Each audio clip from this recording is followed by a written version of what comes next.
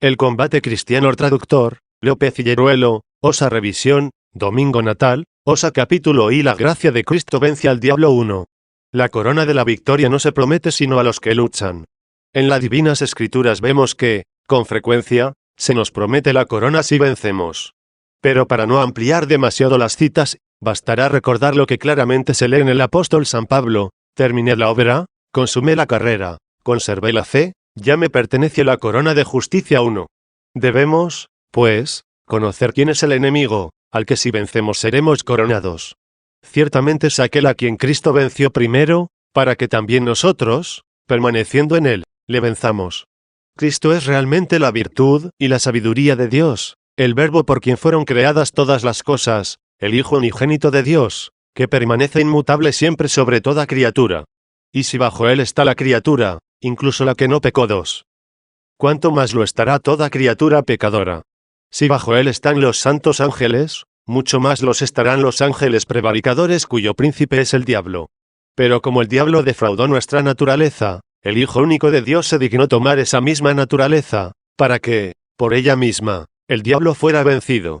Así, él, que tuvo siempre sometido al diablo, le sometió también a nosotros. A él se refiere cuando dice, el príncipe de este mundo ha sido arrojado fuera 3.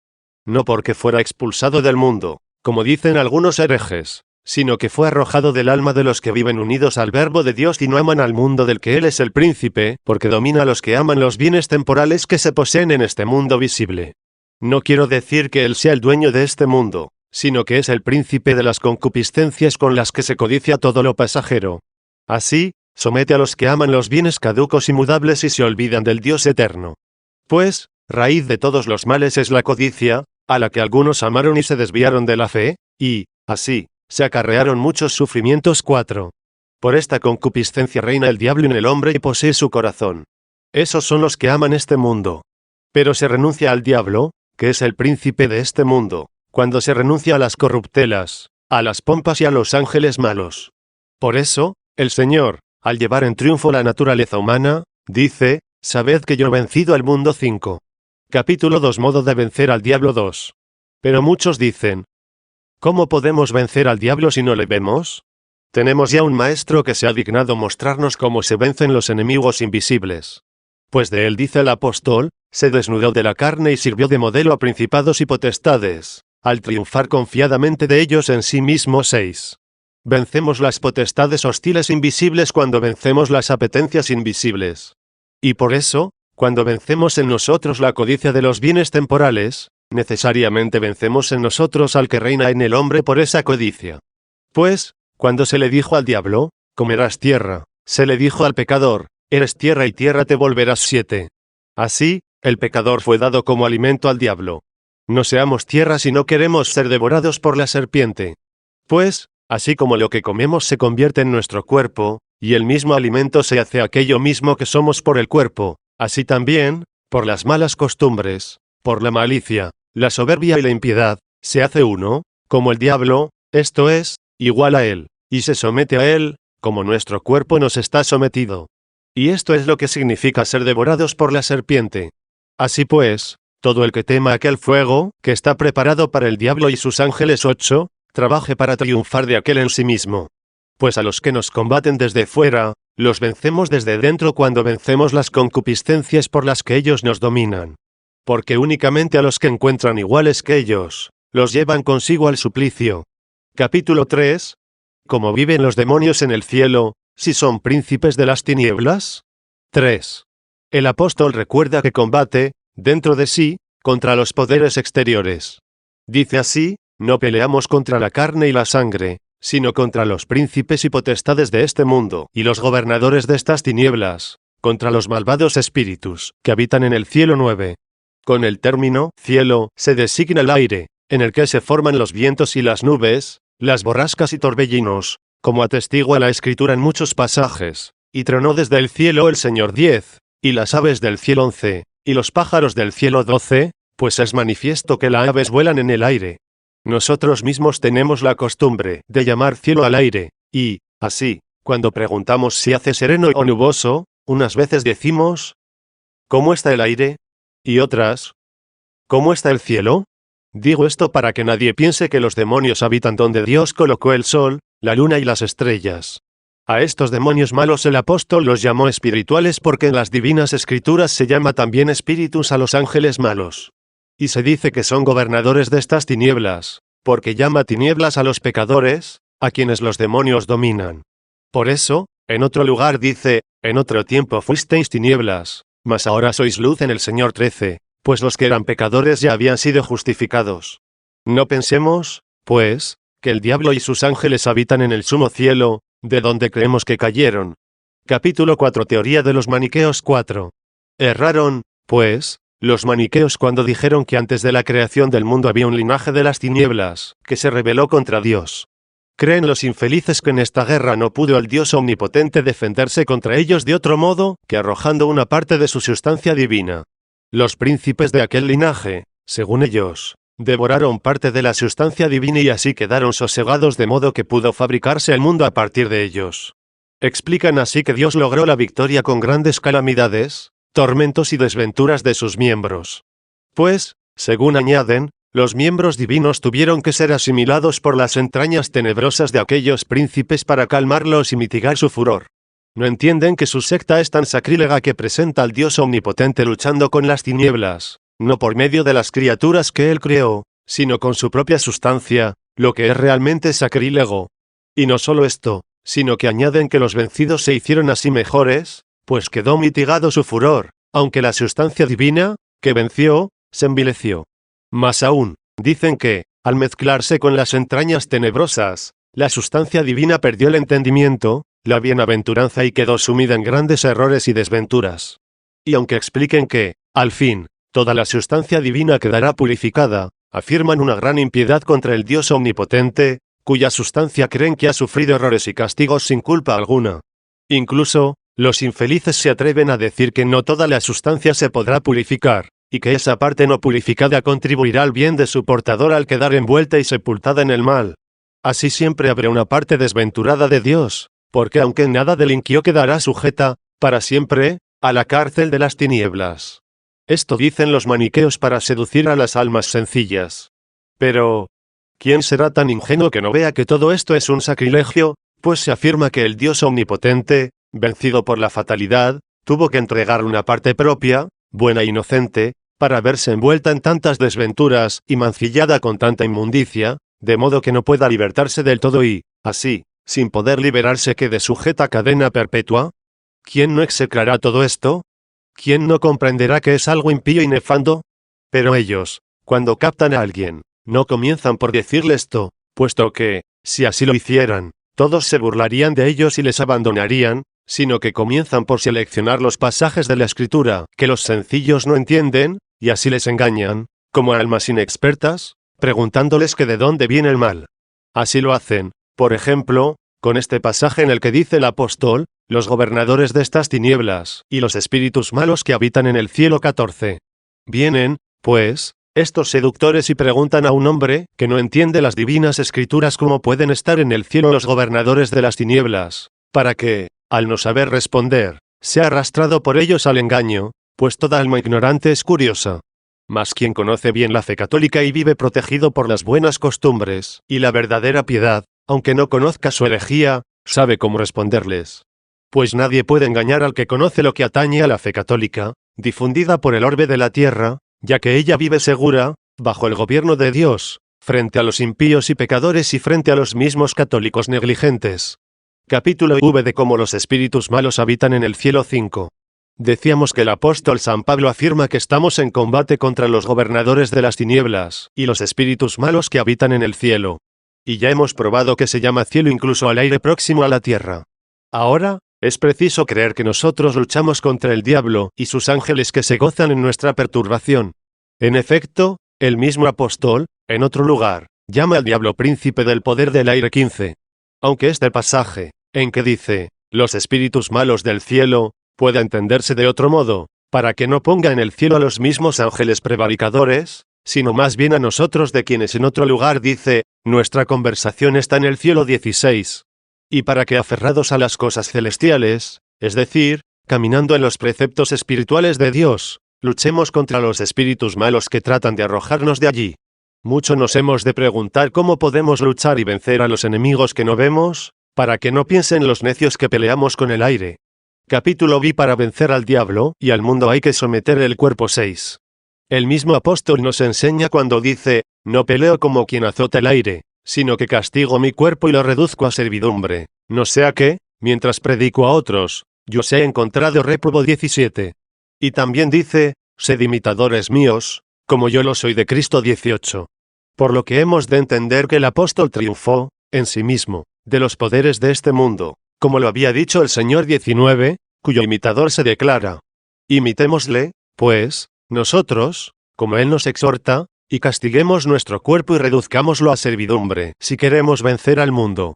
Pues el mundo puede dominarnos con sus placeres ilícitos, con sus pompas y curiosidad malsana. Puesto que los placeres perniciosos de este mundo esclavizan a los amantes de las cosas temporales, y les obligan a servir al diablo y a sus ángeles. Pero si hemos renunciado a todas esas cosas, reduzcamos a servidumbre a nuestro propio cuerpo. Capítulo 7. Para someter nuestro cuerpo debemos someternos a Dios, a quien todo sirve quiera o no 7. Pero quizá alguien pregunte cómo hacer para reducir nuestro cuerpo a servidumbre. Esto puede fácilmente entenderse y realizarse si primero nosotros nos sometemos a Dios con buena voluntad y sincera caridad. Verdad es que toda criatura, quiera o no, está sometida a su único Dios y Señor. Pero se nos amonesta que sirvamos al Señor nuestro Dios con plena voluntad. Porque el justo sirve libremente, el injusto forzosamente, pero todos sirven a la divina providencia. Unos obedecen como hijos y hacen así lo que es bueno, otros trabajan encadenados, como esclavos, y se hace con ellos lo que es justo. Así, el Dios omnipotente, Señor de la creación entera, que, como está escrito, hizo todas las cosas muy buenas 20, las ordenó de tal modo que hacen el bien por las buenas o por las malas. En efecto, lo que se hace con justicia, bien se hace. Con justicia son bienaventurados los buenos, y justamente padecen suplicio los malos. Dios hace el bien a los buenos y a los malos porque todo lo hace con justicia. Buenos son los que con toda su voluntad sirven a Dios, y malos los que sirven por necesidad, pero nadie se sustrae a la ley del Omnipotente. Con todo, una cosa es hacer lo que la ley ordena y otra padecer lo que la ley impone. Por eso, los buenos actúan según las leyes, y los malos padecen según las leyes.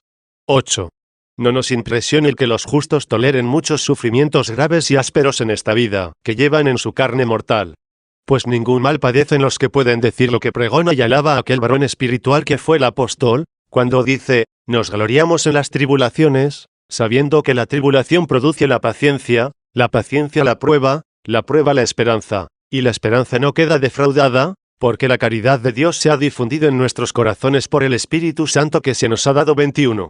Luego, en esta vida, donde hay tantas tormentas, los hombres justos y buenos no solo pueden tolerarlas con ánimo tranquilo cuando las sufren, sino que también pueden gloriarse en la caridad de Dios.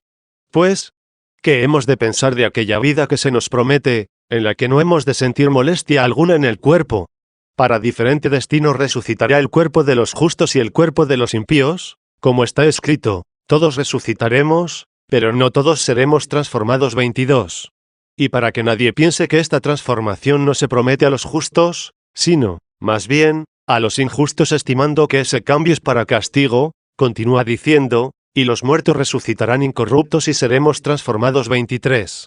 Todos los malos que hayan sido ordenados así, cada uno es dañino para sí, y todos son dañinos para todos. Apetecen lo que no puede amarse sin la propia ruina y lo que fácilmente se les puede quitar, y así se lo quitan unos a otros cuando se persiguen mutuamente. Y, porque aman los bienes temporales, sufren aquellos a los que se les quitan, pero los que se los arrebatan se regocijan. Esa alegría es ceguera y suma miseria, ya que esclaviza al alma y la arrastra a mayores tormentos. Pues también se regocija el pez cuando, sin ver el anzuelo, se lanza a la carnaza, pero cuando el pescador comienza a tirar de él, primero siente el tormento en sus entrañas, y, luego, pasa del regocijo a la muerte con el mismo cebo que el entusiasmo. Así, todos los que se sienten felices con los bienes temporales, se han tragado el anzuelo y con él viven la zozobra, pero vendrá un tiempo en que sentirán los graves tormentos que, con tanta avidez, han devorado. Y, por eso, en nada se daña a los buenos cuando les quitan lo que no aman, ya que aquello que aman y por lo que son felices, nadie se lo puede quitar. Pues los dolores corporales afligen míseramente a las almas malas, mientras purifican con recidumbre a las buenas. Así acontece que el hombre malo y el ángel malo luchan a favor de la providencia divina, aunque no saben el bien que Dios realiza por medio de ellos. Por tanto, no se les pagará con el mérito del servicio, sino con el salario de la malicia. Capítulo 8. Todo lo gobierna la divina providencia 9. Pero, así como estas almas, con voluntad capaz de dañar y entendimiento para pensar, están ordenadas por la ley divina, para que nadie padezca injustamente, del mismo modo, todas las cosas, animales y corporales, cada una según su género y orden, están sometidas a la ley de la divina providencia y son gobernadas por ella. Por eso dice el Señor: no se venden 2 pájaros por un as, y no cae en tierra uno de ellos sin la voluntad de vuestro Padre. 24. Pues esto lo dijo para mostrar que la omnipotencia divina gobierna incluso lo que los hombres consideran muy vil. Así, atestigua la verdad que Dios alimenta a las aves del cielo, viste a los lirios del campo y tiene incluso contados los cabellos de nuestra cabeza. 25. Pero como Dios cuida, por sí mismo, de las puras almas racionales, ya se trate de los grandes y óptimos ángeles, ya de los hombres, que le sirven con toda su voluntad, y lo demás lo gobierna por medio de ellos, con toda verdad se pudo decir también lo del apóstol. ¿Acaso se cuida Dios de los bueyes? 26. En las Santas Escrituras, Dios enseña a los hombres cómo han de comportarse con los otros hombres, y servir al mismo Dios. Ya saben ellos, por sí mismos, cómo tratar a sus animales, esto es, cómo cuidar su salud, dada la experiencia, la pericia y la razón natural, unas dotes que han recibido de los grandes tesoros de su Creador. Así pues, el que pueda, entienda cómo Dios su Creador gobierna a todas sus criaturas por medio de las almas santas, que son sus ministros en el cielo y en la tierra. Esas almas santas fueron hechas por Él y mantienen el primado de todas sus criaturas. El que pueda, pues, entender, entienda y entre en el gozo de su Señor. 27. Capítulo 9. Gustar la dulzura divina. 10. Pero si no podemos entenderlo mientras vivimos en este cuerpo, y peregrinamos alejados del Señor. 28. Gustemos al menos cuán suave es el Señor. 29. Que nos dio las arras del Espíritu. 30. Con el que podamos experimentar su dulzura, y codiciemos la fuente misma de la vida, en la que, con sobria embriaguez, seamos regados e inundados, como el árbol plantado al borde de la corriente de agua. 31. Que da fruto a su tiempo y sus hojas nunca caen. Pues dice el Espíritu Santo: los hijos de los hombres esperarán a la sombra de tus alas, se embriagarán de las riquezas de tu casa, y los abrevarás en el torrente de tus delicias. Porque en ti está la fuente de la vida. 32. Esa embriaguez no quita el sentido, sino que lo arrebata hacia lo alto, y produce el olvido de las cosas terrenas, de modo que podamos decir, de todo corazón, como desea el ciervo las fuentes de agua, así te desea a ti mi alma. Oh Dios. 33. Capítulo X. El Hijo de Dios se hizo hombre por nosotros. El libre albedrío. 11. Pero si acaso no somos capaces de gustar la dulzura del Señor, a causa de las enfermedades que el alma contrajo por el amor de este mundo, creamos a la autoridad divina que en las Escrituras Santas habló acerca de su Hijo, que como dice el apóstol, vino a ser del linaje de David según la carne. 34. Como está escrito en el Evangelio, todo fue creado por Él y sin Él nada se hizo. 35. Él se compadeció de nuestra flaqueza, flaqueza que no es obra suya, sino que hemos merecido por nuestra voluntad. Pues Dios hizo al hombre inmortal y le dotó de libre albedrío. 36. Ya que no sería perfecto si hubiese tenido que cumplir los mandamientos de Dios por la fuerza y no de grado. Todo esto, a mi juicio, es muy fácil de entender, pero no quieren entenderlo los que abandonaron la fe católica y quieren llamarse cristianos. Pues si con nosotros confiesan que la naturaleza humana no se cura sino haciendo el bien, confiesen que no se debilita sino pecando. Por lo tanto, no podemos creer que nuestra alma sea sustancia divina, porque, si lo fuese, no se podría deteriorar ni por su propia voluntad, ni por ninguna necesidad imperiosa. Pues es bien sabido que Dios es inmutable para todos aquellos que nos empeñan en disputas, celos y deseos de vanagloria, y en hablar de lo que no saben, sino que, con humildad cristiana, perciben la bondad de Dios y le buscan con un corazón sencillo. 37. El Hijo de Dios se dignó asumir esta nuestra flaqueza, y el Verbo se hizo carne y habitó entre nosotros. 38. No porque su eternidad fuera suplantada, sino porque mostró a la mirada mudable humana la criatura mudable que asumió con inmutable majestad. Capítulo 11. Conveniencia de la encarnación de Dios para liberar al hombre. 12. Realmente son unos necios los que dicen: No podía la sabiduría divina liberar al hombre de otro modo sino asumiendo al hombre, naciendo de mujer y padeciendo tanto de parte de los pecadores. A estos les decimos, podía perfectamente. Pero, si lo hubiese hecho de otro modo, también hubiese disgustado a vuestra necedad. Si no hubiese aparecido a los ojos de los pecadores, no hubiesen podido contemplar su esplendor eterno, visible a la mirada interior pero invisible a las mentes corruptibles. Pero ahora, al dignarse instruirnos con su apariencia visible para disponernos a lo invisible, disgusta a los avaros porque no tuvo un cuerpo de oro, disgusta a los impuros porque nació de mujer, y los impuros odian muchísimo el que las mujeres conciban y den a luz, disgusta a los altivos porque sufrió con paciencia las injurias, disgusta a los sibaritas porque fue atormentado, y disgusta a los medrosos porque padeció la muerte. Y para que no parezca que defienden sus vicios, dicen que eso no les disgusta en los hombres, sino en el Hijo de Dios. Pues no entienden en qué consiste la eternidad de Dios que asumió al hombre, ni en qué consiste esa misma criatura humana, que con esas mutaciones fue reconducida a su antigua firmeza, para que aprendiéramos, por la enseñanza divina, que la enfermedad contraída por el pecado se cura con la virtud. Así, también se nos mostraba a qué grado de caducidad había llegado el hombre, por su pecado, y de qué fragilidad fue liberado con el auxilio divino. Para eso el Hijo de Dios asumió al hombre, y en él padeció los achaques humanos. Esta medicina del género humano es tan alta que no podemos ni imaginarla. Porque, ¿qué soberbia podría curarse si no se cura con la humildad del Hijo de Dios? ¿Qué avaricia podría curarse si no se cura con la pobreza del Hijo de Dios? ¿Qué ira podrá curarse si no se cura con la paciencia del Hijo de Dios? ¿Qué impiedad podría curarse si no se cura con la caridad del Hijo de Dios? Finalmente, ¿qué miedo podría curarse si no se cura con la resurrección del cuerpo de Cristo el Señor?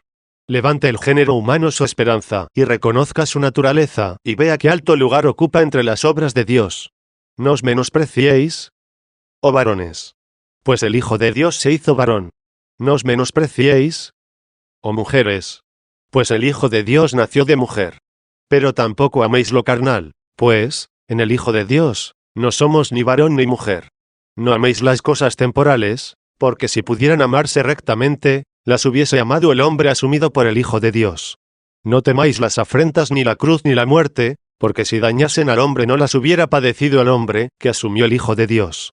Toda esta exhortación que, ahora, por doquier se pregona y venera, que cura toda alma obediente, no entraría en las vidas humanas si no se hubiesen realizado todas esas cosas, que tanto disgustan a los necios. ¿A quién se dignará imitar la ambiciosa altivez, para llegar a gustar la virtud, si se avergüenza de imitar a aquel de quien se dijo, antes de nacer, que será llamado Hijo del Altísimo, y que de hecho así es ya llamado por todos los pueblos, cosa que nadie puede negar? Si tan alta estima tenemos de nosotros mismos, dignémonos imitar a aquel que se llama Hijo del Altísimo. Si nos tenemos en poco, osemos imitar a los publicanos y pecadores, que le imitaron a él. O medicina que a todos aprovecha, reduce todos los tumores, purifica todas las podredumbres, suprime todo lo superfluo, conserva todo lo necesario, repara todo lo perdido, corrige todo lo depravado. ¿Quién se enorgullecerá contra el Hijo de Dios? ¿Quién desesperará de sí, cuando el Hijo de Dios quiso ser tan débil por él? ¿Quién pondrá la vida feliz en aquellas cosas que el Hijo de Dios enseñó a despreciar? ¿A qué adversidades cederá quien cree que la naturaleza humana fue preservada por el Hijo de Dios entre tantas persecuciones? ¿Quién pensará que tiene cerrado el reino de los cielos, cuando sabe que los publicanos y las meretrices imitaron al Hijo de Dios? 39. ¿Y de qué maldad no se librará quien contempla, ama e imita los hechos y dichos de aquel hombre en el que el Hijo de Dios se nos ofreció como ejemplo de vida? Capítulo 12. La fe cristiana reina y vence por doquier. 13. Así pues, varones y mujeres, y toda edad y dignidad de este mundo, se nos exhorta a la esperanza de la vida eterna. Unos, abandonando los bienes temporales, vuelan a los divinos. Otros se humillan ante las virtudes de los que eso hacen, y alaban lo que no se atreven a imitar. Unos pocos aún murmuran y se retuercen de vana envidia. Son los que buscan sus cosas en la iglesia aunque parezcan católicos. Son los herejes que pretenden gloriarse con el nombre de Cristo, o los judíos que desean defender el pecado de su impiedad, o los paganos que temen perder la curiosidad de su vana licencia. Pero la Iglesia católica, difundida a lo largo y lo ancho de todo el orbe, que quebrantó el ímpetu de todos ellos en tiempos pasados, se robustece más y más, no con la resistencia, sino con la tolerancia. Apoyada en su fe, se ríe de los problemas insidiosos que ellos presentan, con diligencia los discute, con inteligencia los resuelve. No se cuida de la paja de sus acusadores, ya que distingue con cautela y diligencia el tiempo de la cosecha, el de la era y el del granero. Corrige a los que denuncian su grano, y a los que yerran, o cuenta entre las espinas y la cizaña a los envidiosos. Capítulo 13. La fe recta y la acción buena. 14. Así pues, sometamos nuestra alma a Dios, si queremos reducir a servidumbre nuestro cuerpo y triunfar del diablo. La fe es la primera que somete el alma a Dios. Después, los preceptos para vivir bien, cuya observancia afirma la esperanza, nutre la caridad y comienza a iluminar lo que antes, solo, se creía. Dado que el conocimiento y la acción hacen al hombre feliz, así como hemos de evitar el error en el conocimiento, hemos de evitar la maldad en la conducta. Pues yerra quien piensa que puede conocer la verdad, cuando vive inicuamente. Porque iniquidad es amar este mundo, y estimar en mucho lo que nace y pasa, así como desearlo y trabajar para conseguirlo, regocijarse cuando abunda, temer que perezca y entristecerse cuando perece. Una vida tal no puede contemplar aquella verdad pura, auténtica e inalterable, ni adherirse a ella ni permanecer con ella para siempre. Por tanto, antes de que se purifique nuestra mente, hemos de creer lo que aún no podemos entender, pues con razón dijo el profeta, si no creyeréis, no entenderéis. 40. 15. La Iglesia nos transmite, en pocas palabras, la fe con la que se nos confía en las cosas eternas, que los carnales no pueden todavía entender, y también las cosas temporales, pasadas y futuras, que la eternidad de la divina providencia realizó o realizará por la salvación de los hombres. Creamos, pues, en el Padre, en el Hijo y en el Espíritu Santo, personas eternas e inmutables, esto es, un solo Dios, Trinidad eterna en una única sustancia, Dios del que todo, por quien todo y en quien todo existe. 41. Capítulo 14. Afirmemos la Trinidad. 16. Hagamos oídos sordos a los que dicen que solo existe el Padre, que no tiene Hijo, ni tiene consigo al Espíritu Santo, sino que el mismo Padre, a veces, se llama Hijo y, a veces, Espíritu Santo. Porque esos no conocen el principio, del que todo procede, ni a su imagen, por quien todo se forma, ni su santidad, que todo lo ordena. Capítulo 15. Trinidad no significa tres dioses. 17. No oigamos tampoco a los que se indignan y se estomagan porque no decimos que hay que adorar a tres dioses. Pues ignoran lo que es una y la misma sustancia, y les engañan sus fantasías, porque suelen ver corporalmente tres animales, o tres cuerpos cualesquiera, que se hallan separados en sus propios lugares, y piensan que así hemos de entender la sustancia divina. Y yerran mucho porque son soberbios y no pueden aprender porque se niegan a creer. Capítulo 16. Las tres divinas personas son iguales y eternas. 18. Ni escuchemos a los que dicen que solo el Padre es Dios verdadero y eterno, que el Hijo no fue engendrado por Él, sino hecho por Él de la nada, que hubo un tiempo en el que el Hijo no existía, aunque ocupa el primer lugar entre todas las criaturas, y que el Espíritu Santo es de menor majestad que el Hijo y que fue hecho después del Hijo y que la sustancia de los tres es diferente como el oro, la plata y el bronce. No saben lo que dicen, y, acostumbrados a ver las cosas con los ojos corporales, se empeñan en transferir sus vanas imágenes a estas sus discusiones. Ciertamente es algo grande contemplar con la mente una generación que no se realiza en el tiempo, sino que es eterna, y contemplar la misma caridad y santidad por la que el engendrador y el engendrado se unen de modo inefable. Es grande y difícil contemplar esto con la mente, aunque esté sosegada y tranquila. Pero no es posible que vean esto los que, demasiado apegados a la generación terrena, añaden a sus tinieblas también el humo, que no cesan de levantar con sus contiendas y disputas diarias, mientras rebosa su alma de afectos carnales. Son como leños que rezuman humedad, de los que el fuego no logra sacar sino humo, y no pueden producir llama limpia. Y esto se puede decir, con razón, de todos los herejes. Capítulo 17. La fe en la encarnación de Cristo. 19. Creamos, pues, en la Trinidad inmutable al mismo tiempo que en su economía temporal por la salud del género humano. Y no escuchemos a los que dicen que el Hijo de Dios, Jesucristo, no es más que un simple hombre, aunque tan justo que mereció ser llamado Hijo de Dios. A estos también la disciplina católica los arrojó de su seno, porque, engañados con el apetito de la vanagloria, se empeñaron, con obstinación, en discutir, antes de entenderlo, qué es la verdad y la sabiduría de Dios. 42, y qué significa, en el principio era el Verbo, por quien fueron hechas todas las cosas, y como el Verbo se hizo carne, y habitó entre nosotros. 43. Capítulo 18. Cristo tuvo verdadero cuerpo. 20. Ni oigamos tampoco a los que dicen que el Hijo de Dios no se hizo verdadero hombre, ni nació de mujer, sino que mostró a los que lo vieron una carne falsa y una figura simulada de cuerpo humano. Ignoran que la sustancia divina, al gobernar todas las criaturas, no puede recibir mancha alguna en absoluto, y, en cambio, ellos mismos confiesan que este sol visible esparce sus rayos sobre todas las inmundicias y las manchas corporales, y se mantiene puro e íntegro en todas partes. Sí, pues, las cosas visibles y limpias pueden ser tocadas por cosas visibles y sucias sin mancharse. Cuanto más la verdad, invisible e inmutable, al tomar el alma por el espíritu y el cuerpo por el alma, pudo asumir al hombre entero y liberarlo de todas sus enfermedades sin padecer contaminación alguna. Así, estos padecen grandes angustias cuando temen lo imposible, a saber, que la verdad se mancille con la propia carne humana. Entonces dicen que mintió la verdad. Y como Cristo mándase, poned en vuestros labios, sí, sí, no, no 44, y el apóstol clame, no había en el sí y no, tan solo había sí 45, estos pretenden que su cuerpo fue una carne falsa, de modo que les parece que no imitan a Cristo, sino mienten a su audiencia. Capítulo 19 Cristo tuvo mente humana 21. Tampoco escuchemos a los que confiesan a la Trinidad, en una sola sustancia eterna, pero se atreven a decir que el mismo hombre, que fue asumido en la economía temporal no tuvo mente humana, sino solo alma y cuerpo. Esto es como decir, no fue hombre, aunque tenía miembros humanos. Pues alma y cuerpo tienen también los animales, pero carecen de entendimiento, que es lo propio del espíritu. Pero si hay que anatematizar a los que niegan que Cristo tuviera cuerpo humano, que es lo ínfimo en el hombre, me maravilla que estos no se sonrojen al negarle que tuviera lo mejor que tiene el hombre.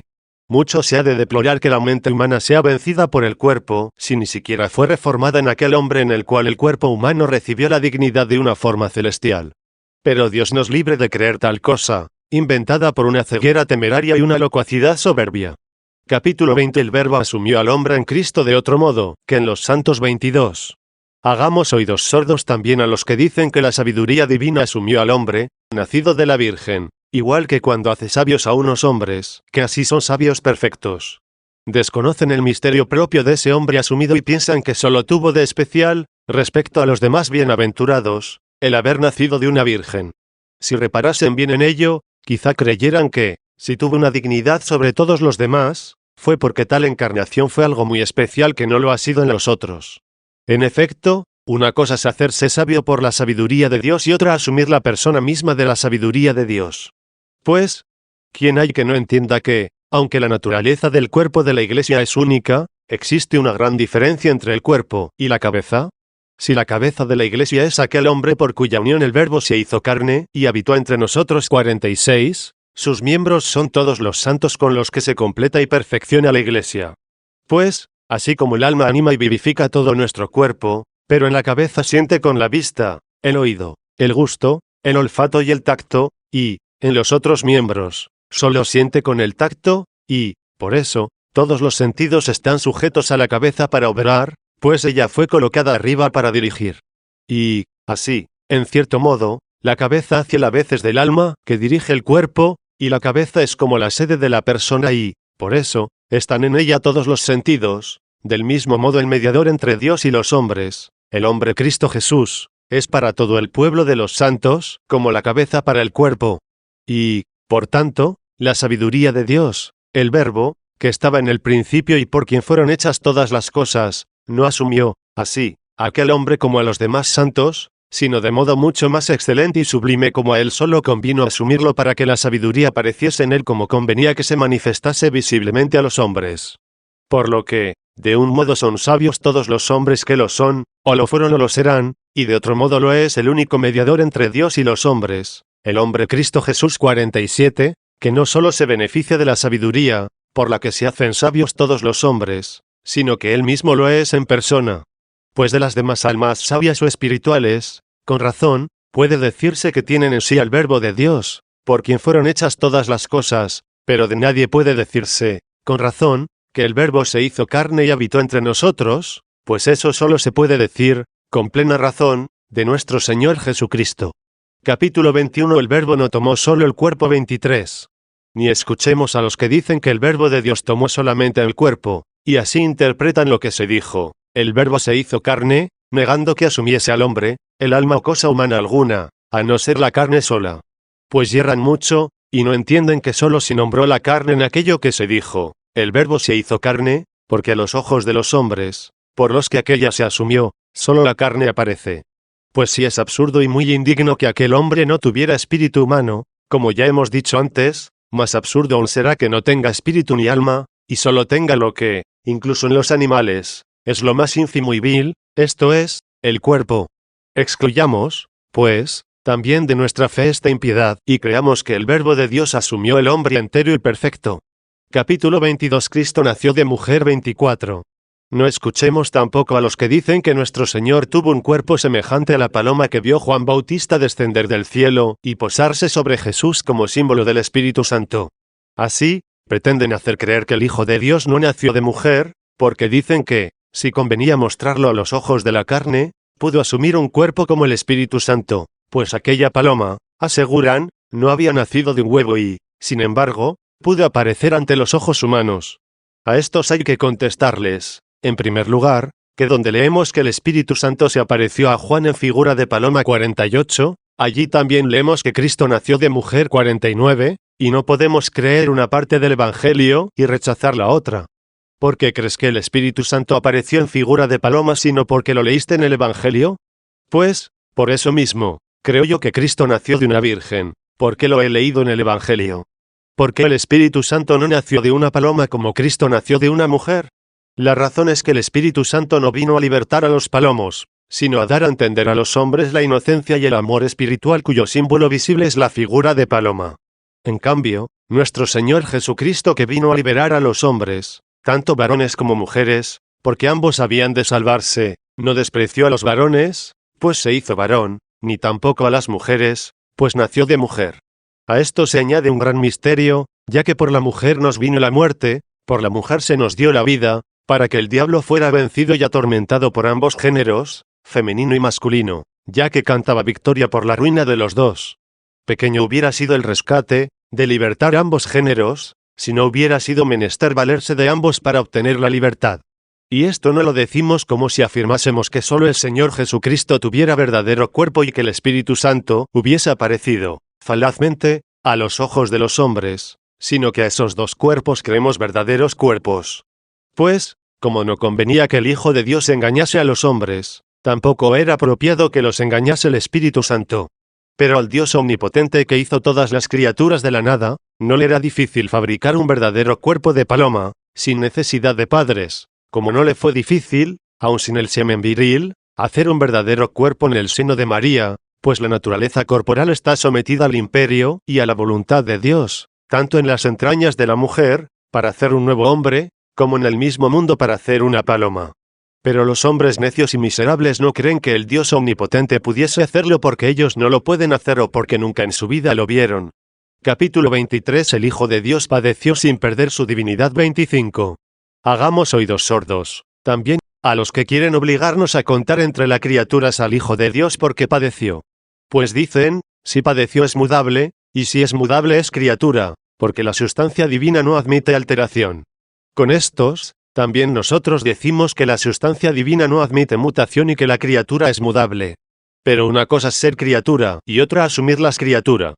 El Hijo unigénito de Dios, que es virtud y sabiduría de Dios, y Verbo, por el que se hicieron todas las cosas, aunque no admite alteración alguna, tomó la criatura humana, que él se dignó levantar cuando aún estaba caída y renovarla cuando estaba decrépita. Y no se deterioró él por lo que padeció, sino que la mejoró y la transformó por su resurrección. Por eso, no hemos de negar que el Verbo del Padre, el Hijo único de Dios por el que se hizo todo, nació y padeció por nosotros. Pues también decimos que los mártires padecieron y murieron por el reino de los cielos, y, sin embargo, en esa pasión y muerte no perecieron sus almas. Por esto dice el Señor, no temáis a los que matan el cuerpo, pero nada pueden hacer al alma. 50. Pues así como decimos que los mártires padecieron y murieron en el cuerpo que tenían, sin destrucción ni muerte del alma, así el Hijo de Dios decimos que padeció y murió, en el hombre asumido por él, sin mutación o muerte alguna de su divinidad. Capítulo 24. Cristo resucitó con el mismo cuerpo que fue sepultado. 26. No escuchemos tampoco a los que niegan que el Señor resucitase con el mismo cuerpo que fue depositado en el sepulcro. Si no hubiera sido el mismo, no hubiera dicho a sus discípulos después de la resurrección, palpad y ved, porque el espíritu no tiene huesos y carne, como veis que tengo yo 51. Es un sacrilegio creer que nuestro Señor, que es la misma verdad, haya mentido en algo. Ni nos impresione, que, estando las puertas cerradas, de pronto, se apareciese a los discípulos, como está escrito 52, y por eso neguemos que tenía un cuerpo humano, porque, contra la naturaleza de este cuerpo, le vemos entrar con las puertas cerradas. Todo es posible para Dios 53. Así, caminar sobre las aguas es notoriamente contra la naturaleza de ese cuerpo, y, sin embargo, no solamente el mismo Señor caminó, antes de su pasión, sino que además hizo caminar a Pedro 54. Del mismo modo, también, después de su resurrección hizo lo que quiso de su cuerpo. Sí, pues, pudo glorificarlo, antes de su pasión, con un esplendor como el del sol 55. ¿Por qué no pudo, también, después de su pasión, reducirlo al nivel de sutilidad que haya querido, de modo que pudiera entrar con las puertas cerradas? Capítulo 25. El cuerpo de Cristo fue elevado al cielo 27. Ni oigamos a los que niegan que nuestro Señor llevase al cielo su cuerpo, y citan, a ese propósito, lo que está escrito en el Evangelio, nadie subió al cielo sino quien descendió del cielo 56. Y dicen, dado que el cuerpo no descendió del cielo, no podía subir al cielo. No entienden que el cuerpo no subió al cielo, pues el Señor ascendió, pero el cuerpo no ascendió, sino que fue llevado al cielo al llevarlo el que ascendió. Es como si, por ejemplo, alguien desciende desnudo de un cerro, y cuando ha descendido se viste y, vestido, sube de nuevo. Con razón, ciertamente, decimos, nadie ascendió sino el que descendió, y no tenemos en cuenta el vestido que consigo se llevó, sino que decimos tan solo que subió quien ya se vistió. Capítulo 26. Cristo está sentado a la derecha del Padre. ¿Qué es la derecha y la izquierda? 28. Ni escuchemos a los que niegan que el Hijo esté sentado a la derecha del Padre. Y dicen, ¿es que acaso el Padre tiene costado derecho e izquierdo, como los cuerpos humanos? Nosotros tampoco tenemos este pensamiento acerca del Padre, ya que Dios no se define ni encierra en forma alguna de cuerpo. La diestra del Padre es la bienaventuranza eterna que se promete a los santos, como, con razón, se llama siniestra la miseria perpetua que se otorga a los impíos, de modo que, como dijimos, se entienda que la derecha y la izquierda no se encuentran en Dios mismo, sino en las criaturas. El cuerpo de Cristo, que es la Iglesia, ha de estar a la derecha, esto es, en la misma bienaventuranza, como lo dice el apóstol, pues, juntos nos resucitó y juntos nos hizo sentar en los cielos 57. Y aunque nuestro cuerpo aún no está allí, nuestra esperanza ya está allí. Por eso, el mismo Señor, después de la resurrección, mandó a los discípulos, que estaban pescando, que echaran la red a la derecha. Y cuando lo hicieron, cogieron unos peces que eran todos grandes 58, porque estos simbolizaban a los justos a los que se promete la derecha. Esto mismo quiso dar a entender cuando dijo que en el juicio iba a poner a los corderos a la derecha y a los cabritos a la izquierda 59. Capítulo 27. El juicio final es cierto 29. Ni oigamos a los que niegan el día del juicio futuro, y recuerdan que en el Evangelio está escrito que el que cree en Cristo no será juzgado y que el que no cree en él ya está juzgado 60. Dicen pues, si el que cree no vendrá a juicio y el que no cree ya está juzgado. ¿Dónde están los que han de ser juzgados el día del juicio? ¿No entienden que las Escrituras hablan así para presentar el tiempo pasado como futuro, según arriba dijimos que el apóstol dice, de nosotros, que juntos nos ha hecho sentar en los cielos, aunque todavía no se han realizado? Como el mismo Señor dijo a sus discípulos, todo lo que he oído a mi Padre os lo he dado a conocer 61. Y poco después dice, muchas cosas tengo aún que deciros, pero no podéis llevarlas ahora 62. Como ha dicho, pues, todo lo que he oído a mi Padre os lo he dado a conocer, sino al dar por realizado lo que sin duda, un día, había de realizar por el Espíritu Santo. Del mismo modo, cuando oímos, el que cree en Cristo no vendrá a juicio, entendemos que no sufrirá la condenación. Pues se dice juicio por condenación, como cuando dice el apóstol, el que no come no juzgue al que come 63, es decir, no piense mal de él. Y el Señor dice, no juzguéis y no seréis juzgados 64. Pero no nos quita la inteligencia para juzgar, pues el profeta dice, hijos de los hombres, si amáis de verdad la justicia, juzgad lo recto 65. Y el mismo Señor nos dice, no juzguéis según las personas, sino haced un juicio justo 66. En esto, en que nos prohíbe juzgar, nos advierte que no condenemos a nadie, porque no conocemos sus pensamientos, o no sabemos cómo ha de ser más tarde. Del mismo modo, al decir que no vendrá a juicio, quiso decir que no sufrirá condena. Y, con, el que no cree ya ha sido juzgado 67, quiso decir que en la presciencia divina ya está condenado, pues Dios sabe lo que amenaza a los incrédulos.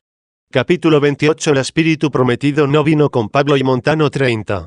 No escuchemos tampoco a los que dicen que el Espíritu Santo que prometió el Señor en el Evangelio ha venido con Pablo, el apóstol, o con Montano y Priscila, como dicen los catafrigas, o con no sé qué manes o maniqueo, como dicen los maniqueos.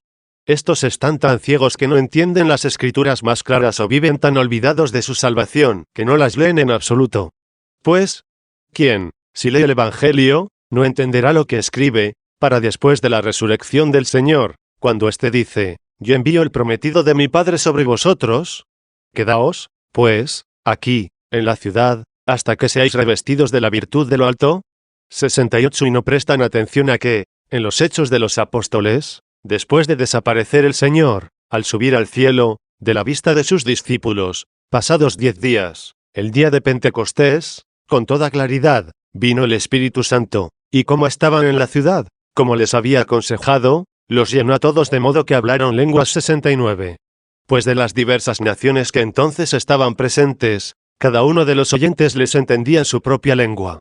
Pero estos hombres engañan a los que, sin atender a la fe católica, no quieren aprender de su fe, que en las Escrituras es universal, y, lo que es más grave y lamentable, son negligentes para entregarse a la fe católica y diligentes para acomodarse a los herejes. Capítulo 29. La unidad de la Iglesia y los donatistas. 31. Ni escuchemos a los que niegan que la Santa Iglesia, que es la única católica, esté difundida por todo el mundo, sino que piensan que solo es válida en África, esto es, en el partido de Donato. Estos hacen oídos sordos al profeta que dice, tú eres mi hijo, yo te he engendrado hoy, pídeme y te daré todas las gentes, como herencia tuya y como posesión tuya hasta los confines de la tierra. 70. Y otros muchos pasajes, que están escritos tanto en el Antiguo como en el Nuevo Testamento, que muy claramente declaran que la Iglesia de Cristo está difundida por todo el orbe de la tierra. Cuando les objetamos esto, dicen que eso se realizó ya antes de surgir el partido de Donato, pero que después pereció toda la Iglesia, y pretenden que solo quedaron sus restos en la parte de Donato. Oh, lengua orgullosa y abominable. Ojalá al menos viviesen de modo que entre ellos se mantuviese la paz. Pero ahora no se dan cuenta que ya ha ocurrido en el donatismo lo que está escrito, con la medida que midiereis seréis medidos. 71. Pues como Donato intentó dividir a Cristo, así él es dividido por los suyos con divisiones diarias. A esto también pertenece aquello que el Señor dice, el que a espada hiere, a espada morirá. 72. En este pasaje, la espada, que tiene un sentido peyorativo, significa la lengua que siembra la discordia, con la que el infeliz Donato hirió a la Iglesia aunque no le asesinó. Porque no dijo el Señor, el que mate con la espada, a espada morirá, sino, quien usare de la espada, a espada morirá. Como él hirió a la Iglesia con la lengua contenciosa, también él es hoy dividido, por ella, hasta que se disgregue y muera definitivamente. Pues, aunque el apóstol Pedro, que no había obrado por propio orgullo sino por amor, aunque fuera carnal, al Señor, cuando fue amonestado guardó la espada, pero este Donato no la envainó ni aun vencido. Llevó al obispo Ceciliano ante el tribunal, ante los obispos de Roma que él había pedido. No pudo probar nada de lo que había intentado, pero se cerró en su cisma hasta morir con su espada. Su partido no escucha ni a los profetas ni al Evangelio, en los que muy claramente está escrito que la Iglesia de Cristo está difundida entre todas las gentes. Y escucha a los cismáticos, no buscando la gloria de Dios sino la suya, y así manifiesta con claridad que es un esclavo, no un hombre libre, que tiene cortada la oreja derecha.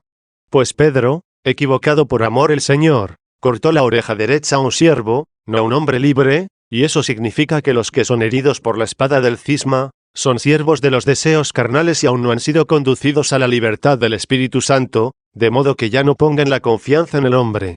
Significa también que no oyen lo que es recto, esto es, la gloria del Señor muy ampliamente proclamada por la Iglesia católica, sino que solo oyen el error siniestro de la vanagloria humana.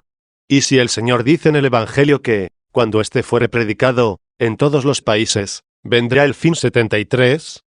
Como dicen estos que todas las demás gentes perdieron la fe, y que la Iglesia permaneció solo en la parte de Donato?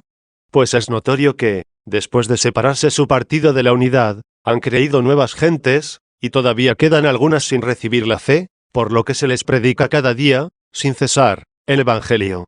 ¿Y quién no se admiraría de alguien que quisiera llamarse cristiano y le arrastrase tan gran impiedad, contra la gloria de Cristo, que osare decir que todos aquellos pueblos, que actualmente acceden a la Iglesia de Dios y se apresuran a creer en el Hijo de Dios, en vano lo hacen porque no los bautiza un donatista? Sin duda los hombres abominarían de todo esto y los abandonarían sin dilación, si buscasen a Cristo, si amasen a la Iglesia, si fuesen libres, y si tuviesen sana la oreja derecha. Capítulo 30 contra los luciferinos 32. Ni oigamos a los que, aunque no rebauticen a nadie, se separaron de la unidad y prefirieron llamarse luciferinos y no católicos. Hacen bien, en cuanto entienden que el bautismo de Cristo no se debe repetir. Sienten que el sacramento de la santa purificación no se da en parte alguna sino por la Iglesia católica, pues los sarmientos cortados mantienen en sí aquella forma que habían recibido de la vida antes que fueran cortados. Estos son, pues, de quienes dijo el apóstol, tienen la apariencia de piedad, pero niegan su virtud 74. La gran virtud de la piedad es la paz y la unidad, porque Dios es uno. Pero ellos no la tienen porque fueron separados de la unidad. Y, por tanto, si alguno de ellos viene a la católica, no renuevan la apariencia de piedad que tienen, sino que reciben la virtud de la piedad que no tienen. Pues claramente enseña el apóstol que los ramos amputados pueden injertarse de nuevo si no permanecen en la incredulidad 75. Cuando los luciferinos lo entienden y no rebautizan no se lo condenamos, mas ¿quién no reconocerá que es detestable el que hayan preferido ser desarraigados? Máxime, porque lo que más les desagradó en la Iglesia católica fue el que su piedad fuese católica. Porque nunca en ninguna parte deben reinar las entrañas de misericordia, como en la Iglesia católica, para que, como auténtica madre, no insulte con orgullo a los hijos pecadores, y perdone, sin dificultad, a los arrepentidos. Pues, no sin causa, Pedro hace las veces de esta Iglesia católica entre todos los apóstoles. A esta Iglesia se le dieron las llaves del reino de los cielos cuando se las dieron a Pedro 76. Y cuando a él se le dijo, a todos se les dijo, ¿me amas? Apacienta mis ovejas 77. Debe, pues, la Iglesia católica, por la firmeza de su piedad, perdonar con liberalidad a sus hijos, pues vemos que se le concedió perdón a Pedro, que hacía sus veces, cuando titubeó en el mar 78, cuando quería apartar al Señor de su pasión con la prudencia de la carne 79, cuando cortó la oreja de un siervo con la espada, cuando negó al Señor por 3 veces 80 y, posteriormente, cuando cayó en una simulación supersticiosa 81. Pero una vez arrepentido y reformado, llegó hasta la gloria de la pasión del Señor. Del mismo modo, después de la persecución que promovieron los herejes arrianos, y después que los príncipes seculares dieron a la Iglesia católica la paz, que ella tiene siempre en el Señor, muchos obispos, que habían consentido en la perfidia de los arrianos durante aquella persecución, arrepentidos, solicitaron entrar en la católica y anatematizaron lo que habían creído o lo que habían simulado creer. A estos, la Iglesia católica los recibió en su seno maternal como se recibió a Pedro, amonestado por el canto del gallo, después de llorar su negación y como a él mismo cuando, después de la simulación perversa, se corrigió, avisado por la voz de Pablo. Pero los luciferinos recibieron con soberbia la caridad de la madre y con impiedad la rechazaron. Por no haberse alegrado con Pedro cuando se levantó con el canto del gallo 82, merecieron caer con Lucifer que se revelaba a la aurora 83. Capítulo XXX y la Iglesia puede perdonar todos los pecados. Las viudas pueden casarse 33. No escuchemos tampoco a los que niegan que la Iglesia de Dios pueda perdonar todos los pecados. Así, estos miserables como no vieron en Pedro la piedra, y por negarse a creer que a la Iglesia le han sido dadas las llaves del reino de los cielos, ellos las han perdido entre sus manos. Estos son los que condenan a las viudas como adúlteras, cuando vuelven a casarse, y proclaman que son más puros que la doctrina apostólica. Estos cátaros, si quisieran reconocer su verdadero nombre tendrían que llamarse mundanos más bien que mundos 84. Y, puesto que cuando pecan no quieren corregirse, no han elegido otra cosa que ser condenados con el mundo. Porque a los pecadores les niegan el perdón, pero no es para curarlos en salud, sino que le quitan la medicina al enfermo, y obligan a las viudas a quemarse sin permitirles casarse. No hemos de tenerles por más prudentes que el apóstol Pablo, que prefirió que se casasen antes de que se abrasasen 85. Capítulo XXX y hay que admitir la resurrección de la carne 34. Ni escuchemos a los que niegan la futura resurrección de la carne, y recuerdan lo que dice el apóstol Pablo, la carne y la sangre no poseerán el reino de Dios 86. ¿No entienden lo que dice el mismo apóstol? Es preciso que esto corruptible se revista de incorrupción y que esto mortal se revista de inmortalidad 87. Cuando esto se realice ya no habrá carne ni sangre, sino un cuerpo celestial. Es lo que promete el Señor cuando dice, no se casarán ni tomarán esposa, sino que serán como los ángeles de Dios 88. Pues ya no vivirán para los hombres, sino para Dios, cuando sean hechos iguales a los ángeles. La carne y la sangre se transformarán y se harán un cuerpo celeste y angelical. Y los muertos resucitarán incorruptos y nosotros seremos transformados 89. Y así será verdad que resucitará la carne, aun siendo verdad que la carne y la sangre no poseerán el reino de Dios. Capítulo XXX y conclusión 35. Nutrámonos, pues, en Cristo, amamantados por esta simplicidad y sinceridad de la fe. Y mientras seamos párvulos no apetezcamos el alimento de los adultos, sino que crezcamos en Cristo, con estos alimentos salubérrimos, entregados a las buenas costumbres y a la justicia cristiana, en la que se perfecciona y confirma la caridad de Dios y del prójimo, para que cada uno de nosotros triunfe en sí mismo y por Cristo, de quien ya se ha revestido, del diablo enemigo y sus ángeles. Porque la caridad perfecta excluye el amor y el temor del mundo, esto es, la codicia de adquirir bienes temporales y el temor a perderlos. Por esas dos puertas entra y reina el enemigo, que debe ser arrojado primero con el temor de Dios y después por la caridad. Pues tanto más debemos apetecer el conocimiento manifiesto y sincero de la verdad cuanto más vemos que progresamos en la caridad y cuanto más purificado tengamos el corazón con su simplicidad, porque con esa mirada interior se hace visible la verdad, según se dice, bienaventurados los limpios de corazón, porque ellos verán a Dios 90. Para que, arraigados y apoyados en la caridad, alcancemos a comprender, con todos los santos, cuál sea la anchura y la longitud, la altura y profundidad, y conozcamos también la supereminente ciencia de la caridad de Cristo, para que nos llenemos de toda la plenitud de Dios 91. Y así, después de este combate contra el enemigo invisible, merezcamos la corona de la victoria, ya que, para los que lo quieren y lo aman, el yugo de Cristo es suave y su carga ligera 92.